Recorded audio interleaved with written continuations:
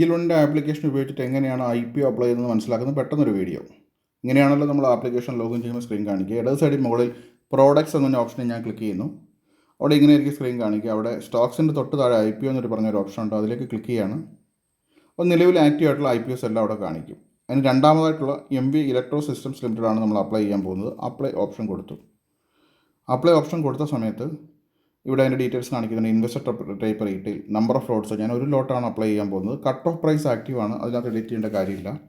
ഞാനിവിടെ എൻ്റെ UPID നിങ്ങൾക്ക് UPID ആദ്യമായിട്ട് അപ്ലൈ ചെയ്യുന്നവർക്ക് UPID കാണിക്കത്തില്ല, എൻ്റർ ചെയ്യണം. ഞാനിവിടെ എൻ്റെ UPID എൻ്റർ ചെയ്യാണ്.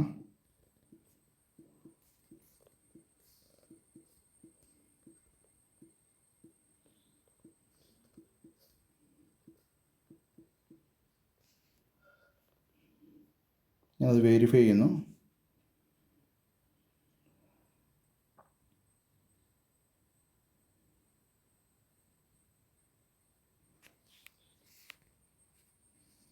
വെരിഫിക്കേഷൻ ഓക്കെ, കോപ്പി ചെയ്തിട്ടുള്ളതായിരിക്കും. ഞാൻ വീണ്ടും ഒന്നും കൂടി ഒന്ന് വെരിഫൈ ചെയ്യാൻ വേണ്ടി കൊടുത്തിരിക്കുകയാണ്.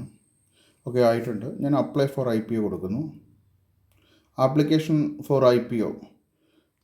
ഇനി അവിടെ തൊട്ട് താഴെ ഡയലോഗ് നിങ്ങൾ ശ്രദ്ധിക്കുക. You will receive the payment mandate in Google pay app. അതായത് എൻ്റെ ഏതാണോ UPI ആപ്പ് കൊടുത്തത് അതാണ്. ഇപ്പോൾ ഇവിടെ ഞാൻ ഗൂഗിൾ പേ ആണ് കൊടുത്തത്. അപ്പോൾ ഇവിടെ ഈ ആപ്ലിക്കേഷനിൽ നമ്മുടെ ഏഞ്ചൽ ആപ്ലിക്കേഷനിലെ പ്രൊസീജിയർ ഇത്ര കൊണ്ട് അവസാനിച്ചു. പലരും ഇത്ര കൊണ്ട് അവസാനിപ്പിക്കാറുണ്ട്, പക്ഷേ ആപ്ലിക്കേഷൻ പ്രൊസീജിയർ കംപ്ലീറ്റ് ചെയ്തിട്ടില്ല. ഞാൻ നേരെ വീണ്ടും എൻ്റെ ഗൂഗിൾ പേയിലേക്ക് പോവുകയാണ്. ഗൂഗിൾ പേയിലേക്ക് പോകുന്ന സമയത്ത് ഇവിടെ മേ ബി ഒരു പോപ്പപ്പ് വരാം, ഈ പറയുന്ന എമൗണ്ട് ബ്ലോക്ക് ചെയ്യാൻ വേണ്ടിയിട്ട്. ഒന്ന് വെയിറ്റ് ചെയ്യാം. സാധാരണ അത് പെട്ടെന്ന് വരലുണ്ട്, പ്രത്യേകിച്ച് 10 മുതൽ 3:30 വരെയുള്ള സമയങ്ങളിൽ. അല്ലാത്തപ്പോൾ താമസിച്ചായിരിക്കും വരിക. അപ്പോൾ അവിടെ എത്തിയിട്ടില്ല. പോപ്പപ്പായിട്ട് വരാറുണ്ട്. പോപ്പപ്പായിട്ട് നിങ്ങൾ കണ്ടില്ലെന്ന് വിചാരിക്കുക ഈ മാൻഡേറ്റ് അപ്രൂവ് ചെയ്യാനുള്ളത്. അപ്പോൾ ഈ ബിസിനസ് എന്ന് പറയുന്നിടത്ത് തൊട്ട് താഴെ നമ്മൾ ഏത് IPO ആണോ അപ്ലൈ ചെയ്തത് ആ കമ്പനിയുടെ പേര് കാണും. അവിടെ നമ്മൾ ക്ലിക്ക് ചെയ്തിട്ട് നമ്മുടെ ഗൂഗിൾ പേയിൽ പേയ്മെൻറ്റ് അടയ്ക്കുന്നത് പോലെ തന്നെ അത് അപ്രൂവ് ചെയ്യണം. ഓക്കെ, അതാണ് അതിൻ്റെ പ്രൊസീജിയർ. ഇവിടെ എനിക്കതിപ്പോൾ വന്നിട്ടില്ല. ഞാൻ അതിവിടെ അപ്രൂവ് ചെയ്തെങ്കിലേ ഈ പ്രൊസീജിയർ കംപ്ലീറ്റ് ആവത്തുള്ളൂ. എവിടെയാണ് നമുക്ക് ഒറ്റയടി കാണാൻ പറ്റിയില്ലെങ്കിൽ നോക്കേണ്ട സ്ഥലം ഞാൻ ഒന്നും കൂടി പറഞ്ഞു തരാം. നമ്മൾ സാധാരണ പീപ്പിൾ എന്ന് പറയുന്ന നമ്മൾ ആളുകൾക്ക് പേയ്മെൻറ്റ് ചെയ്യുന്നതാണ്. ബിൽസ് ആൻഡ് ചാർജസിൻ്റെ തൊട്ട് താഴെ ബിസിനസ് എന്നൊരു ഓപ്ഷൻ ഉണ്ട്.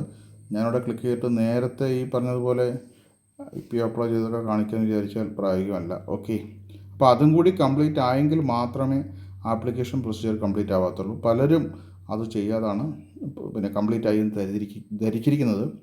അപ്പോൾ അത് പ്രൊസീജിയർ കംപ്ലീറ്റ് ആവാത്തതുകൊണ്ട് തന്നെ നമുക്ക് IPO കിട്ടത്തില്ല. ഓക്കെ.